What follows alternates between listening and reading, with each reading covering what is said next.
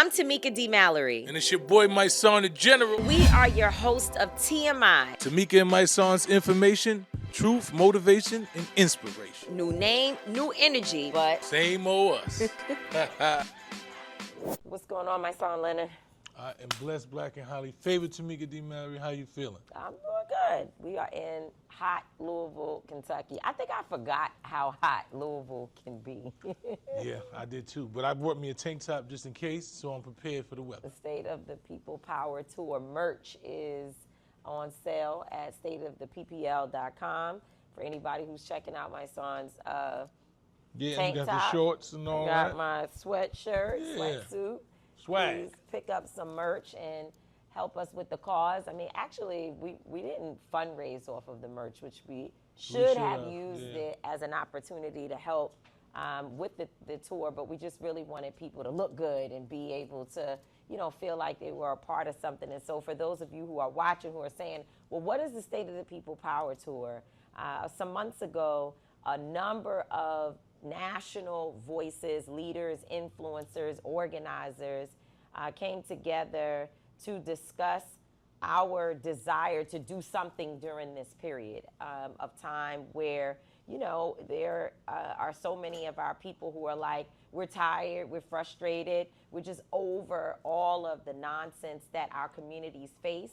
We told people, for the most part, 92% of black women who voted and almost 80% of black men who voted. We told folks, do not allow this nation to shift backwards even more than it already has. I mean, we want to be really clear in acknowledging that we don't believe America was living up to all that it could be, even during the last administration and many, many, many, many, many administrations prior to. But we knew that in this particular time, forget about Republicans and Democrats, because this is not about parties as much as it is about ideology. And I don't believe, and I'm sure you agree, that the MAGA mentality does not represent our communities. And we knew that it was not a good idea for that type of hold to be taken on our federal government. And so people are tired. They're like, we already knew. We already told you. And you didn't listen to us, so therefore, don't come crying now. But we also understand, and I think the group that assembled, we understood that, and we understand that we don't really get the opportunity that we should have to go rest, lay down, and worry about it later. The luxury. The luxury. There you go. That's a great term. To just worry about it later. We have to actually stay on the wall, as they say in the Bible, and continue to be witnesses of the truth and fighters for justice, and make sure that we don't ever sit down and allow the world to just happen to us, when actually we have to fight to make sure that this world is for our communities. And so with that being said, we said, what do we do? How do we make sure that our people, that we go and we see about our people and we learn from our people and we uplift the resources that already exist within communities? And that's how the State of the People Power Tour came together. You know, we'll be hearing shortly, from Angela Rye, our dear sister attorney Angela Rye, who is an organizer and a strategist extraordinaire.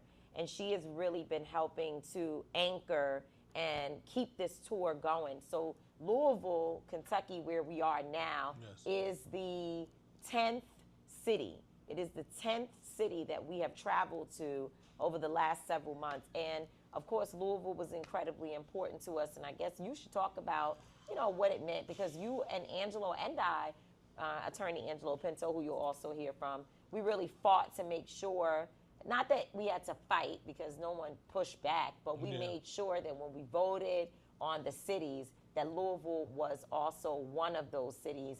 And I guess, you know, you can talk about why. Yeah, you know, just to piggyback off what you said, you know, this whole tour was just about galvanizing our power. You know, we realized that a lot of people were feeling powerless. Like, if you just keep seeing the ads and social media, and you see the things that are being taken away from our communities and the resources that are being just ripped away from our communities, a lot of people were feeling powerless. And we even had government officials saying that they didn't have power. And we wanted to reassure our people that they are powerful and that the power of the people is a lot stronger than the people that's in power. So we came to these communities and we picked, like she said, we were intentional about picking communities, and we were intentional about picking Louisville because we built infrastructure and family inside of the Louisville community. We knew how strong the community is. We also knew how much this community needs resources and how powerful it was. So we wanted to make sure that we brought the resources that we had to this community because this community has shown us love. We have fought for this community. We have fought with this community. And we love this community, and it's like our second home. So we were very intentional when we sat down, and they said, what cities are we picking? Everybody was saying different names and different cities, and we said, we got to go to Louisville, Kentucky. And I knew it was going to be hot, so I got my tank top out here. And we're going to be out here talking to a lot of the local folks, along with national individuals, and talk about how do we galvanize at this time, what is needed in Louisville at this time, because that's one of the things that we also wanted to talk about. When we picked out each city, we said that we want to find out the needs of that city, right? A lot of people saying, yo, we need this, and we're going to do this, and we're going to lead. You can't lead without the people that you're leading telling you what they need to be led by. So we came to this community, and we came to every community, and we're putting together our own agenda. And our agenda is going to be based on the needs of each community. We're putting our own agenda because that's what we've been lacking, right? We know that we want freedom. We know that we want justice. We know, but what does that exactly look like, right? When we're looking for leadership and we're picking our government officials, how do we say this is, we're going to have our own paper that we sit down and say, this is our agenda. Right. Can you fit this agenda? And that's how we're going to pick our leaders. We have to be very strategic because the enemy is strategic. They are very strategic. When we look at Project 2025, they have a complete plan. So our answer to Project 25 is the black papers that we're creating right now in our black agenda and the things that we need for our community. Shout out to our brother David Johns. Shout out to David Johns. Organizing Dr. David Johns. Dr. David Johns. So that's what this is about. It's really, we've been talking about movement. We've been doing marches. We've been leading. We've been fighting for justice. But I think it's time for strategy now. Right, it's time to be so much more strategic because I'm watching the plan. I'm like, wow, these people created a plan for 2025 and 2020. So we behind the 8 ball. So now we understand what's going on, and we got young people like Victoria Pinnell that are lawyers that are going to be, these are going to be our next leaders. So when we create agendas for our leaders and we're building our next leaders for the next 4 and 5 years, that we're going to elect leaders that have our agenda at the forefront. Yeah, and when you were saying about why Louisville is so important, we love the community, and I think it's important for people to know that, this is almost 5 years to the day that we came to Kentucky. We're June 3rd today, and it was, I believe, it was Memorial Weekend. It was Memorial Day, actually. Memorial Day of 2020. So May of 2020, Memorial Day, was when we first came here to Louisville and met the family of Breonna Taylor. Yeah. We got a call from Attorney Ben Crump earlier in the month of May asking us to help and to really use the resources and influence of Until Freedom to bring attention to the story of Breonna Taylor. That's right. And we decided that it was no way that we could work with this family from a distance, because one of the things that I noticed when talking to Tamika Palmer, Breonna's mother, I was the first person of our team to speak with her, and what I noticed was that she was very apprehensive. She was kind of like, okay, you say you're gonna help me. It's very nice, but still like, And so I said, you know what, we've got to actually go to Kentucky. This is not, unfortunately, we would not be able to galvanize the type of interest in a situation involving a young woman killed by police. Unfortunately, we find that when it is a story about a black woman, the community, the people, the same people who who are always on the ground, they don't necessarily come out and support black women the way in which we would need people to in order for there to be a real movement around that young woman or that woman. And we know that because we've been involved with so many cases, from Pam Turner to Tatiana Jefferson. We understand that there's a big difference between how the community galvanizes for a George Floyd, an Ahmaud Arbery, a Sean Bell, Amadou Diallo, a Mike Brown, and when it comes to young women. So we knew that sitting at home posting on social media was not going to get what we needed done for Breonna Taylor.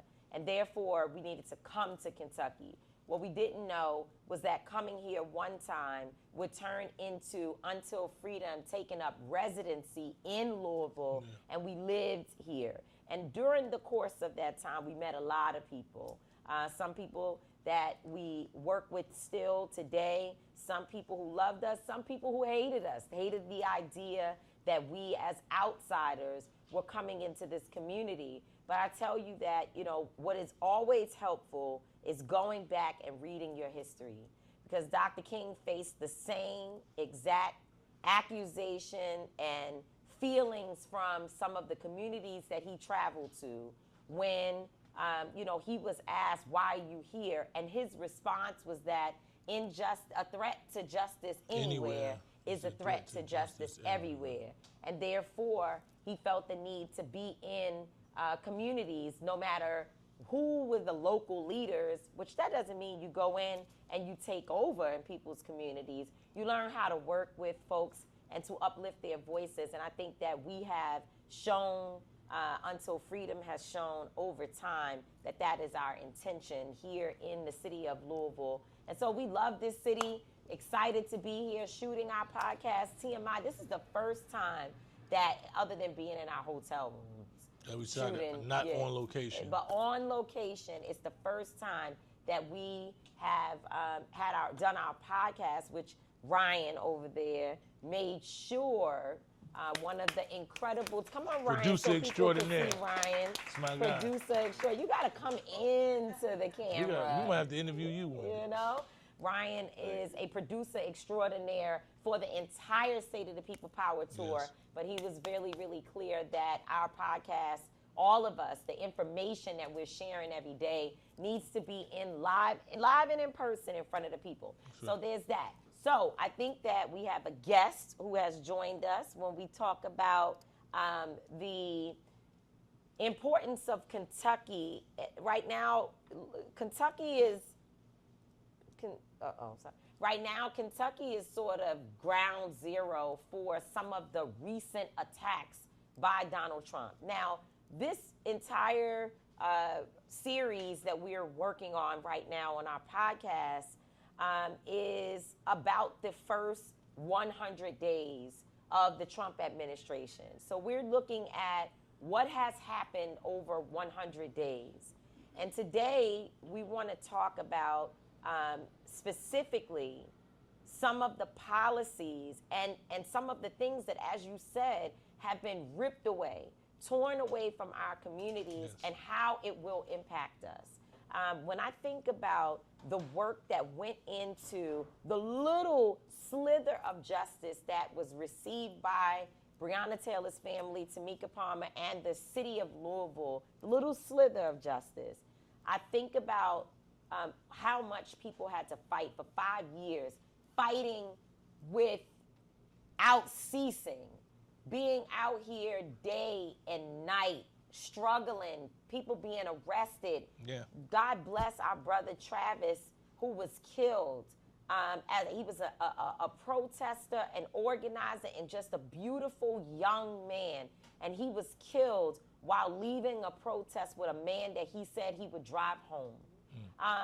The stories go on and on. Yes, there were roses that came out of the concrete, but there are stories of people who lost so much, people who ended up living on the streets of Louisville, fighting for Breonna Taylor in the heat, in COVID. Everything was shut down. We had to feed one another off of, ordering things from restaurants or cooking food at home because restaurants were closed.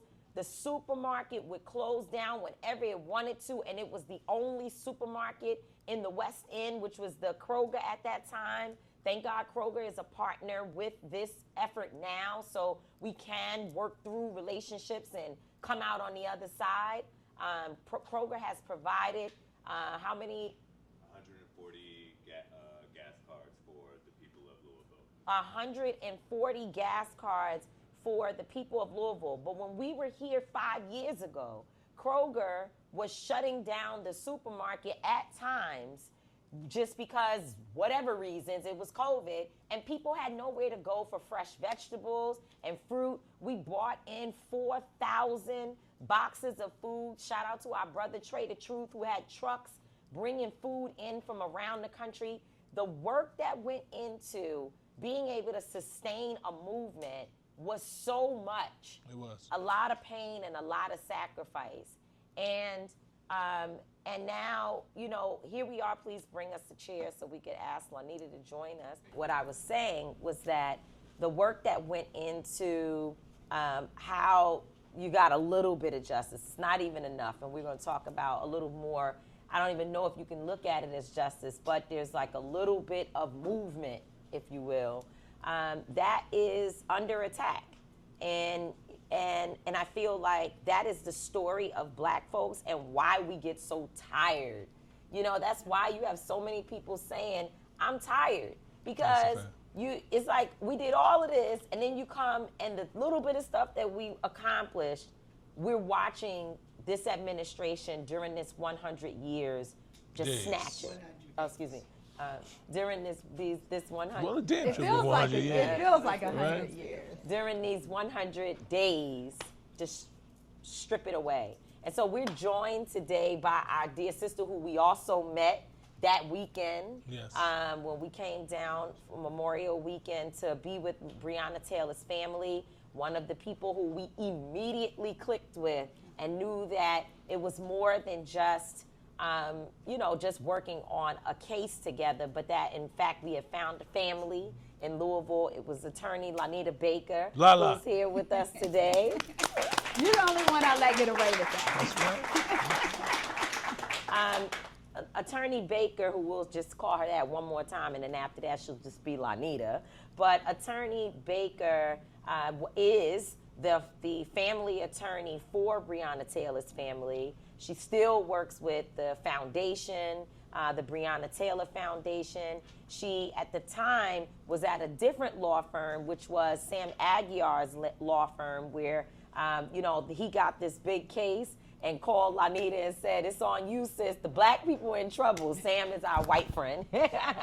We love Sam, but he knew to ensure that Lanita, as a Black woman specifically, would get in there and work with this family. It could not have happened That's right. without the work that Lanita Baker put into this situation. And just to show you how brilliant she is, and also we have so many people, not just in our community, but in general, who have to get the credit and hold on to everything. So therefore, we can't even make progress because people are so busy trying to figure out how to put their names in the spotlight. But Lanita said, I know what we need.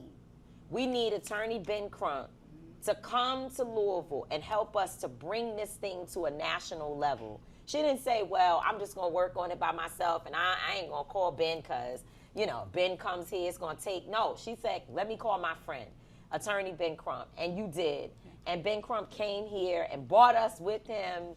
And really, we helped all of us together to raise Breonna Taylor's name to an international level.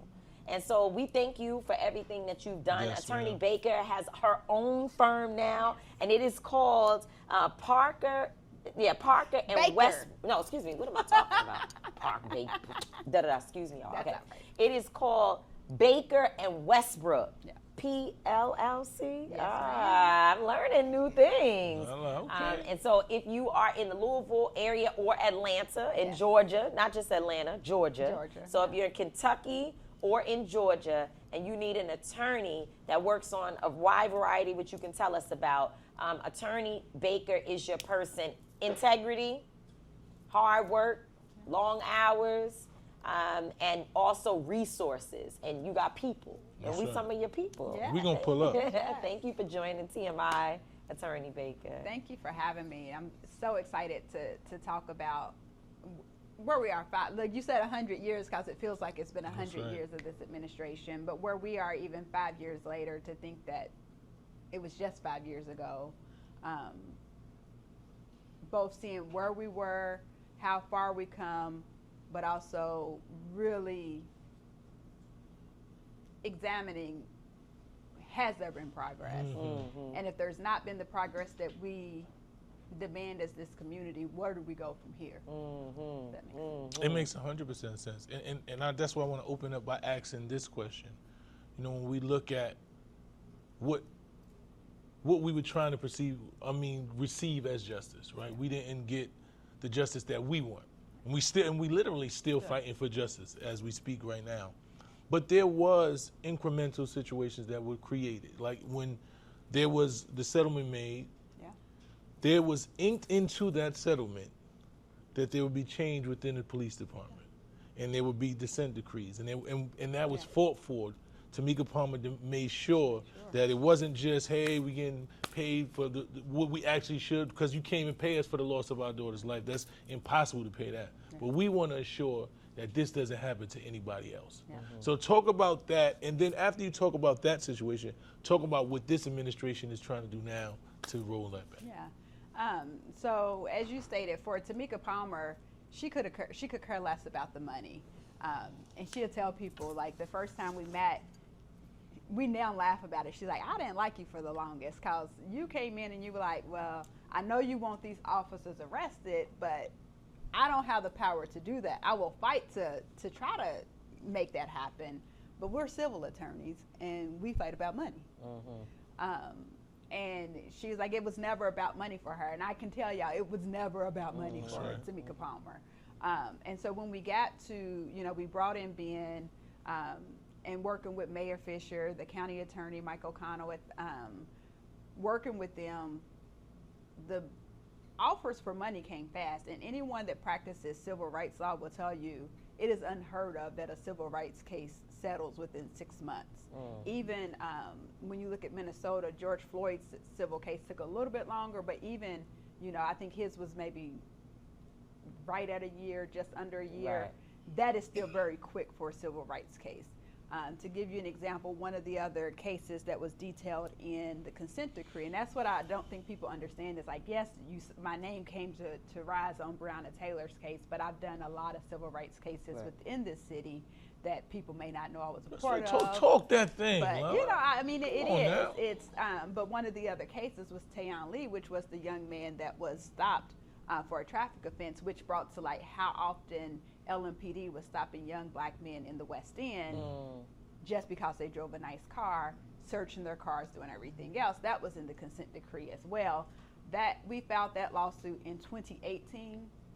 We didn't settle it, I think, to 2023, maybe 2020. So, like, that's the real length of civil rights cases. So when we talk about practicing those cases, they're hard, they're expensive, they're gonna fight. Even when they know they're wrong, they're still gonna fight. So with Breonna Taylor's case, I tell people, like, cause people ask, and Mayor Fisher did what he was supposed to do as mayor at that time, and took accountability for the city. Like, we want to make right. So when he came with the financial settlement, I'm like, that's fine and dandy, but we want to make sure that there are items of reform built into this. Right. I can say for the duration of his term, he was committed to the settlement terms that they agreed to. We had follow-up meetings with him and his administration. So we were getting the progress reports that they were implementing, the warning system, which would tell the command staff, this officer, you may need to watch out for him because he has some, like, he's got this complaint, he's got that complaint. You may need to see, he may be a threat to our streets, right? So implementing that system, they already had it before we even said get this system. They already had it. They just had never implemented it. So they had a policy or a idea, whatever, a rule. I don't know. They purchased the software but didn't use it. Wow. And so it's like, oh, you already have it. So now we got to implement it, right? And it was for an officer coming from a different police department. Is it that which was in the George Floyd Justice and Policing Act, or just for what's happening in the city? What's happening here? So your officers, if there's so many citizens complaints, or another officer pings or says this, or looking at certain citations and be like, well, this citation is using the same language. Like, just to say there may be an issue, you need to watch this officer a little bit more closely. So you're writing tickets as an officer, and all the tickets are basically the same and kind of like the same area. Yeah. So, okay, go ahead. So it's saying this may be an issue. So they have these things. They're just not. So they purchased an expensive software to never use it. And so like, no, you need to use it. Like and this is something that other departments were using. So we didn't come up with that. We were like, hey, there's this warning, and I forget the name of the warning system, but there's this warning system. We need to get it. It's like, oh, well, we have it. Well, are y'all using it? Well, no, we've never implemented. Well, if nobody in your department knows how to implement it, call the people who know how to implement it and use it. And so Fisher's administration was committed. And then, as we know, politics happened. He termed out. We switched mayors, and it got a little ghost, a little salad, and that's just me being honest, right?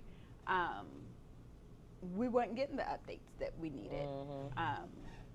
We weren't, and then after the administration changed, we get the consent decree that came for the patterns and practice investigation. Right, that's first. And that's important for people to understand, that you don't get to the consent decree without the Justice Department doing a full and thorough investigation of what's happening in the city, and then they present you with their findings. Why is that important? Because some people will say, okay, what? No, it's important because it sets a basis. It tells you, they go in, they look at patterns, right? They look at some of the same things that you're talking about in terms of this software that can zero in on particular officers. They are looking at cases within a particular the police department in general, the surrounding areas. They go out, they investigate, they have real conversations with people. They look back at cases, how many lawsuits, how many settlements. They look at all of that. And their findings were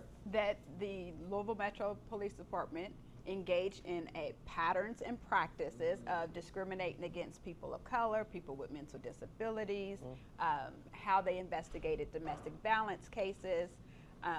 Our department was very problematic. There was the issues with the search warrants. There was the issues with the stopping people without probable cause. So many issues. That investigation concluded. Our dear sister Kristen Clark, who was the Assistant Attorney General for Civil Rights during the Biden administration, I tell her, like, you're one of the hardest working women I know. Absolutely.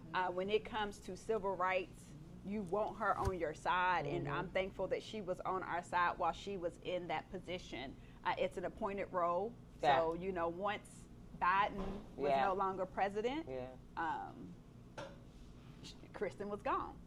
But that investigation concluded in 2022, and because first I told myself it was 2023, and then I went back. I said no, it was 1 month after it was the same month I was installed as president of National Bar Association. So I was like, that was August 2022. So I don't know why we allowed it to go from August 2022 to January of 2025 before the consent decree was signed on the eve of the presidential. When we got that far, I was like, the attorney in me knew that we would end up here where a Trump administration, I hate saying his name, it took me forever, but where a Trump administration is saying, we ain't about, we don't care about these consent decrees. We're turning them up, we're not following them, And so on that part, we have to take some accountability for allowing our mayor to string out from August of 2022 to January 2025 before that consent decree was signed. So can you just talk really quickly for folks who may not know, what is the consent decree? It's an agreement, right?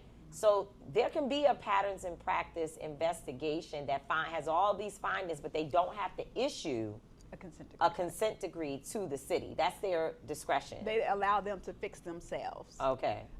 And in many cases, you will see that, like, here's your issues, you need to fix yourselves. We'll come back to make sure you did it, but it's not always under that first. But the reason we needed a consent decree was this was not the first time we had I forget the year, but 2022 was not the first time that the Department of Justice found patterns and practices with LMPD. And I see, Sister Gracie over there nodding. Like, those people who have been out here in the streets for a long time, they know this was not the first time. Wow. And so it's like, oh, well, we tried to give you an opportunity to fix yourselves. You did not fix yourselves. So now we need this court order. Consent decree is a court order. And so it is enforceable. The Department of Justice can say, you're not doing what you need to do. They can come in and take over the department. So they didn't go so far as to say, we're going to take over the department to make sure that changes are made, but they issued the court order. Well, they tried to issue the court order. They tried. And then, as we know, there were some concerns with whether or not the judge would sign it, but we didn't even have to get to whether or not the judge would sign it because the Trump Department of Justice said, no, we're not doing it.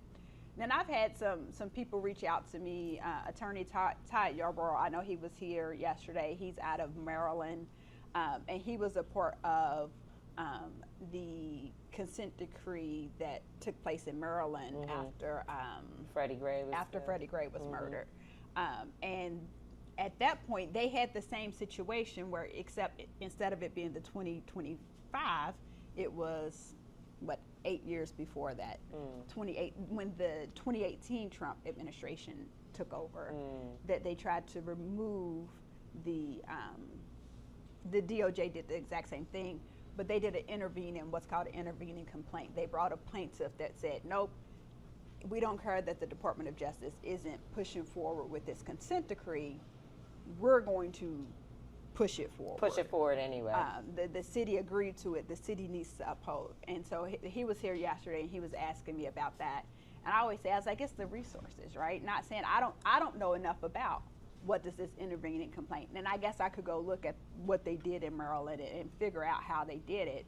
But that's when, like you said, I needed Attorney Crump to come in and raise, like, I need somebody else to tell me if there's a process by which we can have someone step in. And it really needs to be community, because like people always like, oh, Tamika Palmer, I don't think people realize the burden that sometimes we put on these victims, mothers who have lost. That's right. I'm like, she's still like, you all know, we're still going to court. Like over here, we're just praying that Brett Hankinson don't get pardoned, right? We're still praying that the other 3 officers, well, one is already, Kelly Goodlet's pled guilty. We hoping that she don't get pardoned. We're hoping that the other 2, Joshua James and Sergeant Meany, that they still get tried, because we know a whole bunch of prosecutors, like career prosecutors at the Department of Justice Civil Rights Division, got let go. That's right. I'm like, whew. But one of ours is still there. Mike is still there. Anna, she's gone on to private practice. But it's like, so Tamika Palmer has she's still fighting for justice for Breonna Taylor in those situations. So is it fair to say, yes, continue to fight for the law changes, the investigations? When we have all of these people here, like there are people, my client Tayon Lee wasn't the only one stopped, right? They listed a number of people. We can go to that consent decree and find any person who was impacted by it and let them be the intervening plaintiff. Well, look, we have attorney Angela Rye, who has joined us and jumping in the convo. We were just having, a really good conversation with Lanita, Attorney Baker, learning about the consent decree process here and where we are. And I think a good way for you to jump in, Angela, is what can people do now, right? Because I think you told me this, I might be wrong, that the mayor here has the ability to say, regardless of whether the Trump administration has, now said that they will not follow the consent decrees, and they're getting rid of in many cities, not just here, also in Minneapolis. That court order, as you said, but the mayor can say we're still following what is in this document. So talk about what you think the community should be fighting for now. Yeah, I think that first of all, it's so nice to be with you. Yes. Thank you. We love you. And hello to Louisville. I guess the thing that I would say first is it has been remarkably shocking to me how quickly so many of our rights have been rolled back in a matter of months under this administration. And I think the thing that we have to reposition ourselves to do is understand that where Black folks used to go for support and for protection, which was the federal government, the Civil Rights Act, the Fair Housing Act, the Voting Rights Act, all of those things are now compromised. The divisions that protected us, the Civil Rights Division in all of these agencies, are decimated. They're now saying they're going to focus more on protecting white male Christians. Right. Because they are really under attack, y'all. Right. That is me not being honest. And so what I think that we have to now turn to is all of the places where we built solid political power with folks who look like us.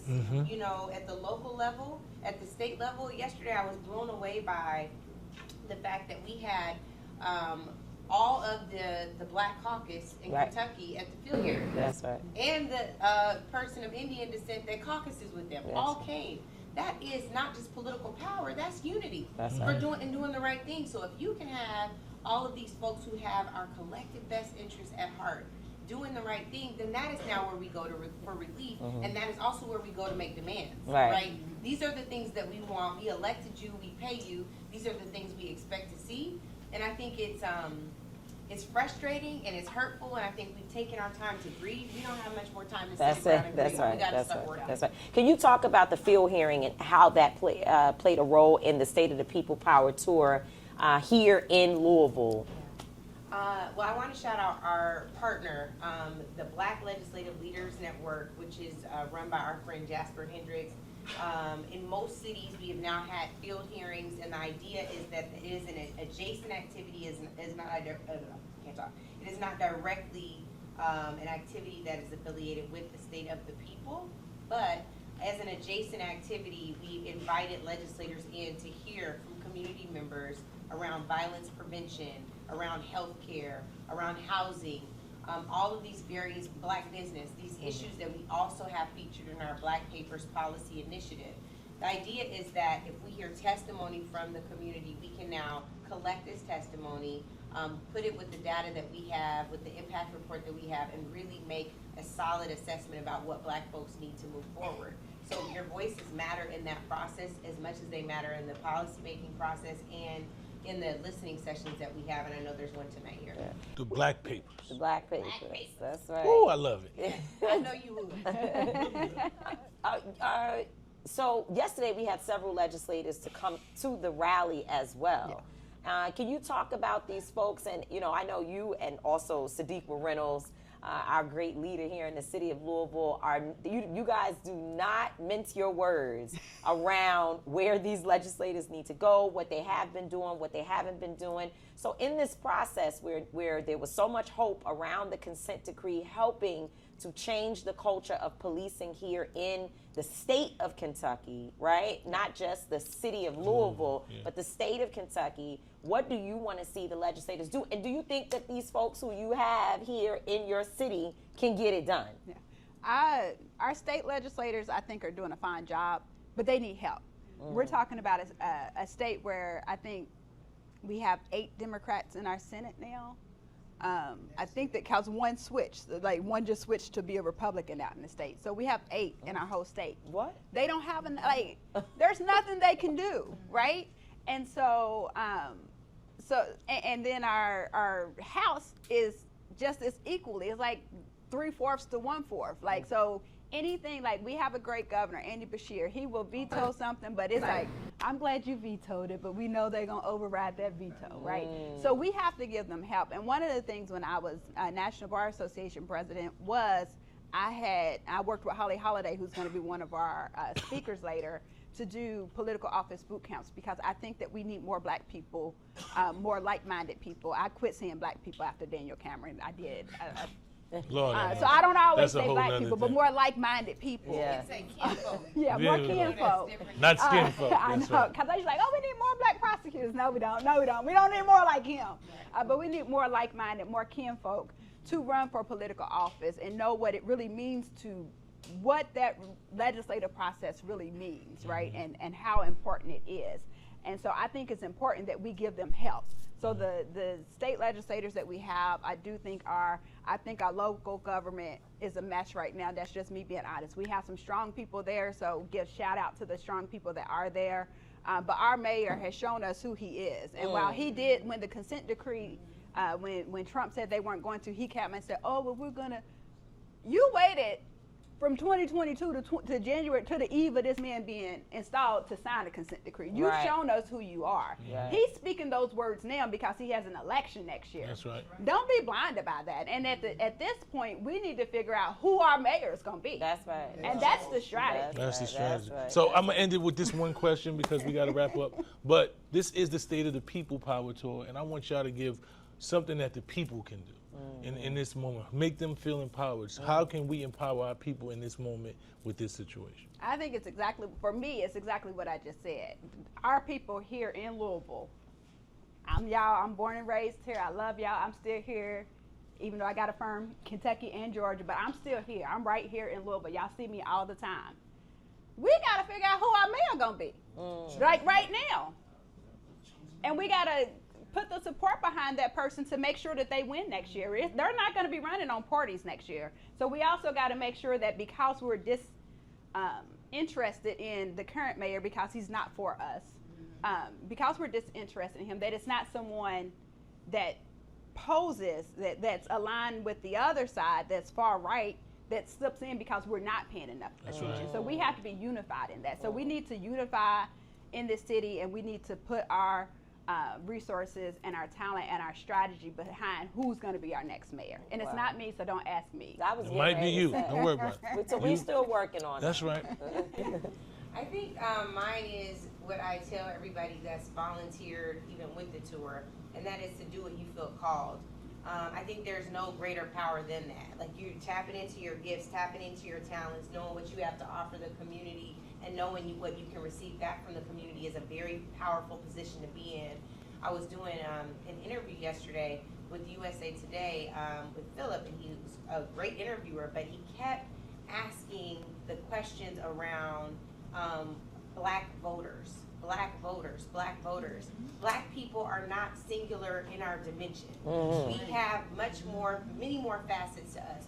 We are black people who are politically empowered if we so choose to be, and voting is but one facet of that. That's right. It is holding people accountable. It is running for office. It is strategizing with people who can run for office. It's developing legislative proposals that legislators must push, even if they are on the other side of the aisle, because it's the right thing to do for your community. That's right. I worked for the Congressional Black Caucus, and one of our founders said, no permanent friends, no permanent enemies, just Only permanent interests. That's right. That's right. Give them a round of applause.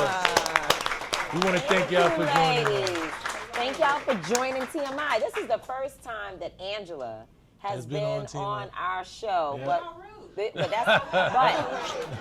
But you will be back. Yes, right. I love y'all. Thank We you. love you Love you too. too. Love Thank you. you. Thank you, Lanita. I You're welcome. appreciate you. Thank Attorney Lanita Baker and attorney Angela Rye. And the All right. boss, Tamika Mallory. Yeah, she's just trying to shift. Yeah. So with that being said, that brings us to the end of another one of our episodes. This is our first live episode tape, so give yourself a lot of Make sure you follow us on Instagram at TMI_show. You can follow us on YouTube at TMI Show PC. We are the #1 podcast in the world. Let us know who y'all wanted us to talk to. Let us know about topics. Tell us you love us. Tell us you hate us. We want to know everything. I'm Mysonne. Wait, before you go, we have to tell the folks of Simmons College. Oh, thank you. Shout out to Simmons historic HBCU. HBCU here in Louisville, Kentucky. Kentucky, thank you for allowing the State of the People Power Tour to be here and for the TMI show to be able to use this great HBCU to talk to folks across the spectrum. We have everything we need in our community. I'm not going to always be right. Tamika D. Mallory's not going to always be wrong, but we will both always, and I mean always, be authentic. Peace. That's how we own it.